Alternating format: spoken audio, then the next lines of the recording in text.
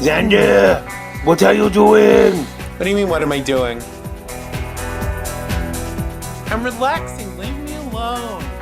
Xander! Claude, what have I told you about sticking a camera in front of my face? I told you I'm Xander! You look like the guy from Yes, I know I look like the guy from Lost. Shut up, go away.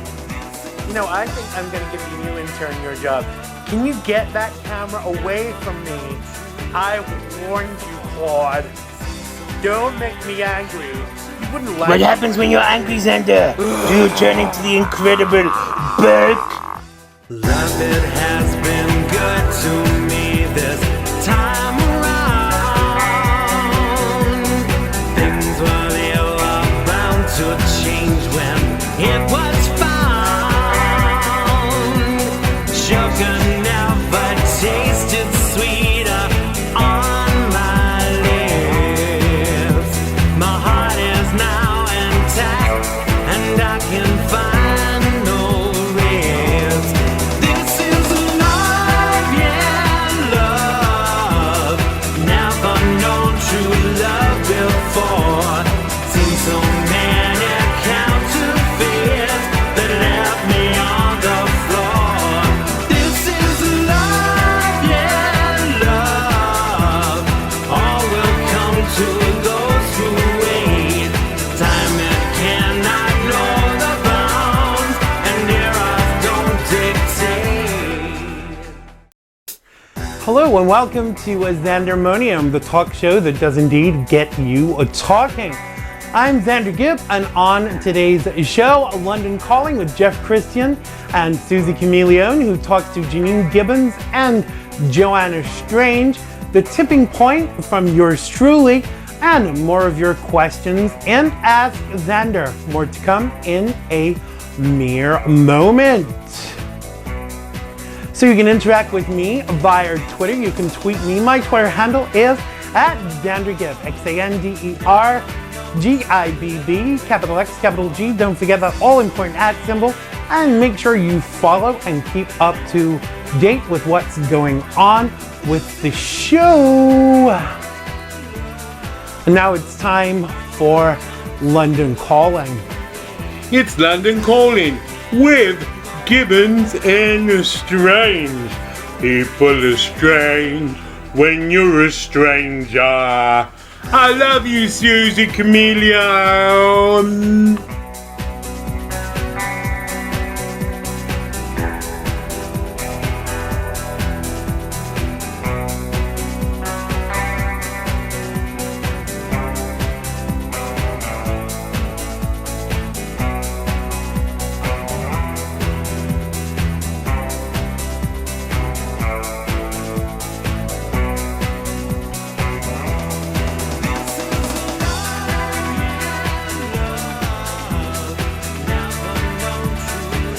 On this week's London Calling, Kristian sends Soozi Chameleone to speak to two fabulous ladies. Check it out.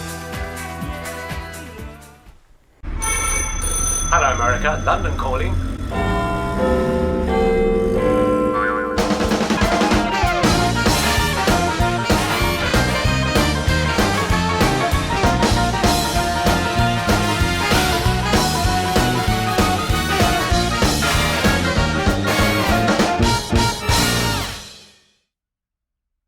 They didn't want me to wear this, you know.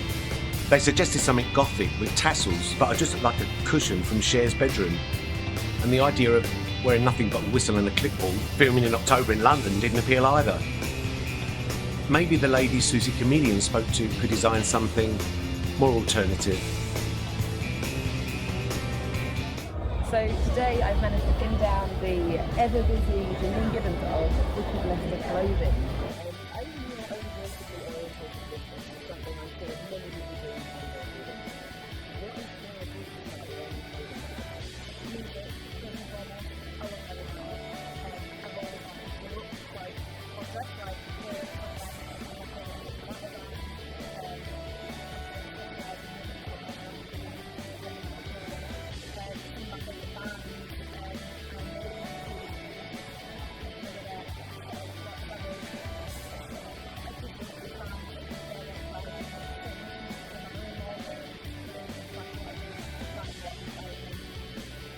rise in popularity and recognition over the last couple of years has led me to work with such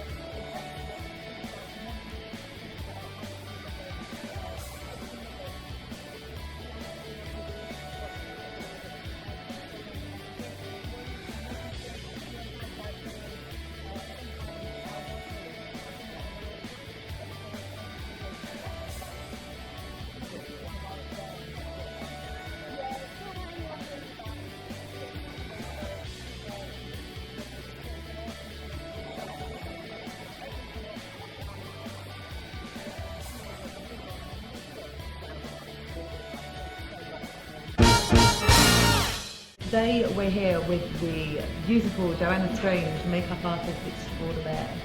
Hello, Joanna. The success that you've had in a relatively short amount of time. Why do you think this is? Why have you been so successful? I put it all down to social media, to be honest. It's basically what everyone has to use nowadays if they want to get well known. I still don't see myself as well known, but it's, yeah. Instagram, Facebook, Twitter, you've got to be on everything and you've got to keep it updated, but it works out. The projects that you've worked on so far, what's been your favourite? I've worked on lots because I work in all different genres, but I'm definitely going to have to say theatre is probably my favourite. Yeah. Very recently I was finished up working on the Addams Family musical in Birmingham, and I was lucky enough to be head makeup artist as well, so I had a team below me. It was stressful, it was hard work, but it was so amazing, and got really good friends with all the cast and crew, and that's one of the best things about it. Yeah. So you've just launched an Etsy shop just a month ago. Tell us a bit about that. It's about a year ago I started making headdresses and accessories for shoots, just to bring something extra to have, an extra thing to add to my skill set. Because there's so much competition in the industry. It's better if you can sort of have something else to bring to the table. So I started making them and I've been doing it ever since, really. So thinking about the future, dream projects that you'd love to work on, or people that you'd love to collaborate with, is there any in mind? There is definitely, there's loads, but the top two that I always think about is working with one of my favourite music people, on tour or on a music video, so Marilyn Manson or Alice Cooper, someone very theatrical, very horror orientated. And then I'm a massive fan of the Hostel and the Saw films, so working with James Wan and Eli Roth, basically, even as a makeup assistant, would just be phenomenal because the stuff that goes on in their brains is just, I would love to just sit and and to work with them would be amazing. Yeah, wow. Yeah. Let's finish on any mishaps or fun stories, disasters on set that you can share. Because I work on a lot of photo shoots, there's always weird and wonderful things happening, models wearing very high heels, falling over, that sort of thing. But I think the best thing was when, the worst for me, was when I was working at an event last year, and one of the models I was talking to and asked what she did, if she had a job outside, a normal job. And she said a beautician, but I misheard her and thought she said magician. So I started going on about how amazing it would be if I could collaborate with her, how I've always loved magicians and watch There's a Producer, you know, all this stuff. I've really been fascinated by it for, you know, since I was a child. And I gave her this big, long, you know, talk. And she was like, definitely didn't say magician. I don't know what you're on about. And I was like, oh, okay. The ground swallow me now. She was really cool about it, but yeah, it was a bit awkward. Well, thank you so much, Joanna, for your time, and yeah, it's been a pleasure to get to know a bit more about your work, and all the best in the future. That's it for this week. Back to you in the studio, Xander. That was London Calling with Jeff Kristian and Soozi Chameleone, and guests Janine Gibbons and Joanna Strange. Make sure to check them out on social media, details below. And now it's time for the tipping point.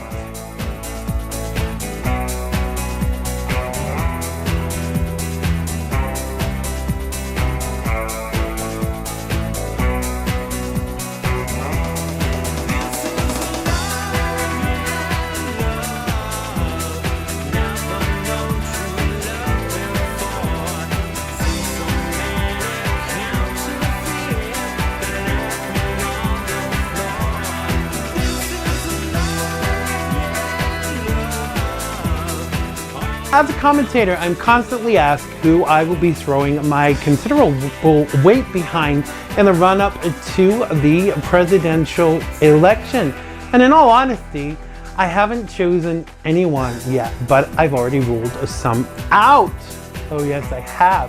Now, for obvious reasons, neither Hillary or Bernie will be my choices, and for reasons due to time, I won't go into why they won't. Just read my blog and my Twitter timeline to get a glimpse of my reasoning. So when I look at the top GOP candidate, sadly, no one springs up and makes me feel totally representative. But I'm guessing that right now you're thinking, Xander, this is America, not utopia. And I tend to agree, because not one candidate will ever make us agree on every single new point. But I guess I am resigned to that. Now, one has to consider which candidate is closest to our aspirations and ideologies, but even using that measure, I'm still stumped. The major frontrunners, all for me, leave a lot to be desired and make me want to buy a shack in the woods, of course with Wi-Fi, before you ask. Now, this race to date has got dirty very quickly, and too dirty for my liking. Now, we know that the easiest way to identify when a politician is lying, most of them, is to check if their lips are moving. And of course, everyone can evolve, but when they claim to have never said or never supported certain issues, and there is video evidence out there to this nature to prove different, that is it just selective memory or what? Now, all of this, coupled with the size of certain body parts being discussed, has not only lowered the tone, but those of us tuning in to debates are wondering if one is watching the debate or a particularly childish episode of Mean Girls. Presidential? I think not. Why not just stick to the issues? I mean, clearly no one is sure what the issues are, and just step it up, guys, please. Now, whilst we should not be seeking perfection from our candidates, because let's face it, Jesus ain't running, we really should expect a certain standard from those running, or what would be the point? So whenever your front-running candidate is clearly on the wrong ticket and has up until now shown disrespect and disdain to anyone who gets in his way, and your friends think he is a sliced bread, surely the alarm bells should be ringing louder than I don't know what. Ding, ding, ding. Now, placating hate and encouraging violence should ensure that you are not surprised when that is what you're confronted with. Like attracts like, and whilst I abhor violence in any direction, should we be surprised that it occurs when it has what has been encouraged? Freedom of speech aside, shouldn't free speech be two-way, or is it really indeed free? Now, offering to pay the legal fees of those you encourage to be violent is surely a vote of confidence, is it? Not responding to rebuke when your attendees chant things like rip out their hair is surely an admonishment, to say the least. Saying you could kill someone on Fifth Avenue and not lose votes is surely a sign of egotism, or at worst, narcissistic personality disorder. Now, if I were speaking at an event, and often I am, I would be rather concerned if my security behaved badly or people treated audience members badly based on the color of their skin or merely the fact that they disagreed. This is still America, right? I mean, I'm not sure. Let me send Claude out to check. No, Claude, you don't really need to go and check. I was just being emphatic. I just wonder when we will stand up against those who encourage hate in order to separate, when what we need to do now is sort the wheat from the chaff. Now, how can somebody claim they want to make America great again and use hate to achieve it? I mean, you see, logic, it just doesn't add up. And I know one thing for sure, whoever gets elected will be there for possibly 8 years. So we need to get this right this time. Now, being an allegedly fiscally prominent businessman with daddy's money is far from that in my book. And being able to broker a deal but have no tact or diplomacy or foreign policy experience is not the best for the job at hand. Oh no, it's not, viewers. We tried it with a community organizer with big ideas 8 years ago, and look where that's got us. The world is full of snake oil salesmen, and we need a leader, not a bleeder. It's far too important to leave to chance. Now, giving power to power-mad people can only result in failure, and Americans cannot afford more right now or ever again. Making America great once more does not prescribe to make haters of Americans. This is not patriotism, and following this ideology cannot lead to anything good. The division that this candidate has achieved in such a short space of time is clearly, in my opinion, totally contrived. I mean, in all honesty, I am wondering who is footing the bill for all of this. Kick out all of the immigrants. The Native Americans are right behind you. But then who are you gonna marry, Donnie? Who? Now, I urge you not to support people without clarifying their policies and positions. Form your own opinion of any given candidate and do not rely on the watered down opinions of others. This decision is of vital importance, and if you have faith, pray about the direction of your support. Now, I love this country and I care about its future, and my patriotism will not dwindle, and I pray that you will remain steadfast too. I often ask at the end of my segments, what will you do? Now, I will tell you what I am going to do. Donald, take it from me, you're fired. That was the tipping point for this week. And now it's time for Ask Xander.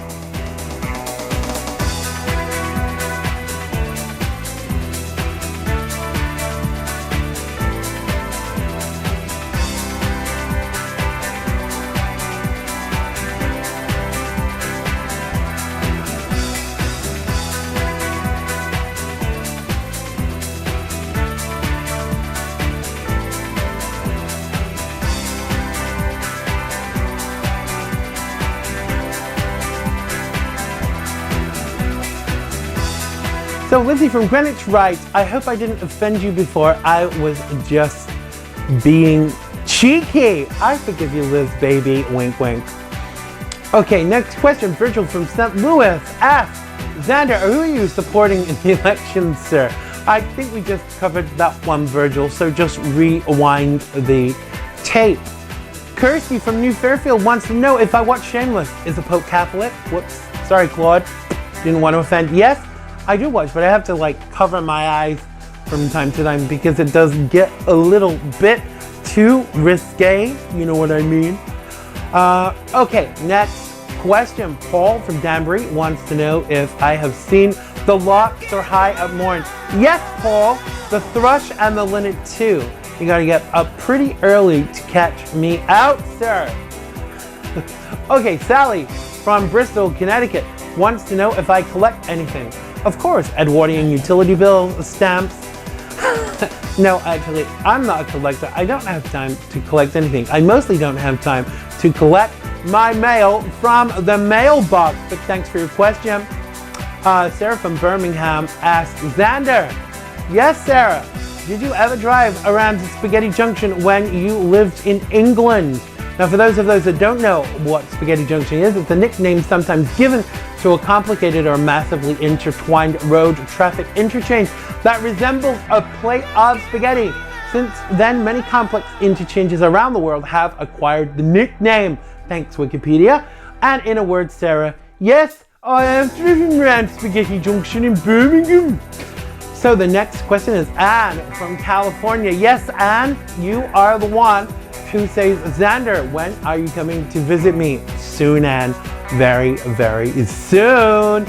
So thanks for all of your questions even. And as usual, you can send your questions and comments to me at xandergibb.com/contact.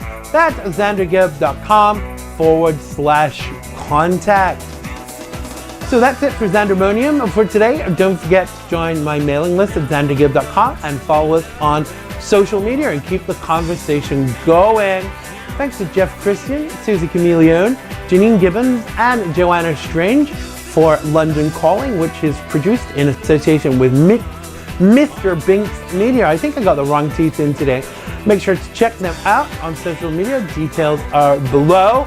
Thanks to Claude and everyone that's worked on today's show. And most of all, thanks to you for watching. Stay cool, and I love you all, and I'll see you next time on Xandermonium. Bye-bye.